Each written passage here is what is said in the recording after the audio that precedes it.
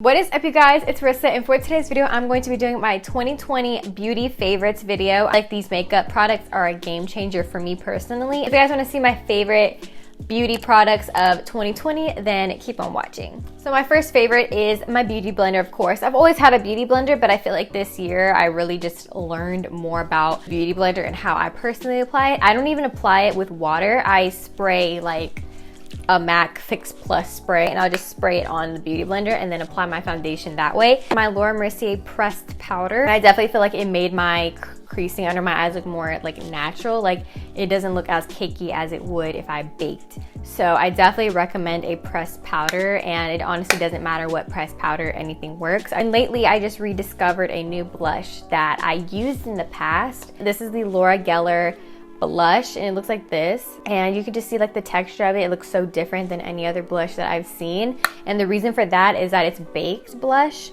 and it brightens, and it's in the shade Sun Swept. You just look at my face right now, I look so highlighted here. It just looks so dewy in this area, and I also did not use highlight.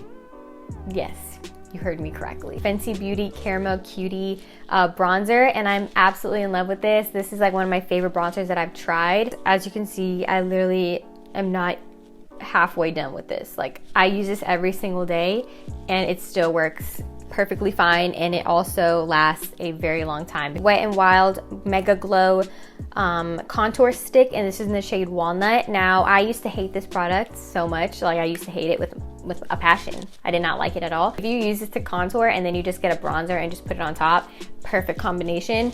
It just really blends in with your skin and it makes it look really flawless. This is only like $3 at Ulta, I think it's at Ulta, or you can get it on Amazon as well. I use a bunch of different foundations just to make it work because I'm not the best at color matching my foundation.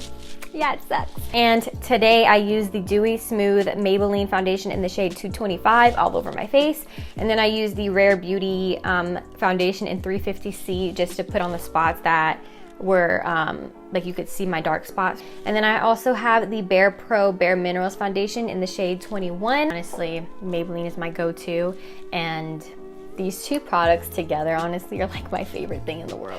Any pick of this, you will be very happy with the purchase. Products are lip glosses. So this one is the NYX Butter Gloss in Madeline. It is the Fenty Beauty gloss that I have on top of that one that I just showed you. So it definitely gives you more gloss. And this is the Intense Butter Gloss in the shade Cookie Butter. And then the next one is the NYX Soft Matte Cream in London. And then this is the Rare Beauty one in Fearless. What I like to do to line my lips is I like to take the NYX Slide On Glide On in the shade Urban Cafe. It is eyelash glue, and this is the Duo Lash Glue, and this is the dark brush on, and I like to apply it directly on my eye and put the eyelashes directly on, and let me tell you, that trick works wonders. I have two concealers right here, one on the pricier side and one on the drugstore end. Maybelline Fit Me Concealer in the shade 20, and I use this every day. And then the next one is the Bare Skin Bare Minerals Complete Coverage Serum Concealer, and I like to just pick whichever one I'm feeling that day. Honestly, they both work perfectly fine, and I feel like they're so similar to each other. Now, this is a game changer for me, guys. I have very short lashes, and ever since I bought this mascara, I've been loving the natural lash look. But this is the Lancome Hypnose Drama Mascara, and then this is the Maybelline Falsies Express. I like to put this on top, and then I'll end it with this one, e.l.f. Instant Lift Brow Pencil, and this is only like $3 at Target for eyeshadow. I'm not a big fan of eyeshadow, but I definitely want to try in the future, like try out different looks.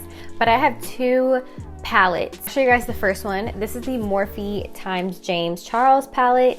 Don't mind the mess, it looks so weird. Out of everything in here, if you did decide to get one palette from what I recommend you, it definitely would be the James Charles, because you have everything here. Like, you have your brown, you have your black, orange, like the dark orange, you have a shimmer shade, you have a highlighter in here, it could be, and you just have all of the colors that you really need. This one is also my personal favorite. I reach for this one every time I do my eyeshadow. This is more of the neutral colors. This is the Morphe palette, and this is the 3.5 02 Second Nature palette. It looks like this, and like I said, I reach for this every single day because it has all the neutral colors that I personally use on a daily basis. And this is the Anastasia Dewy Setting Spray.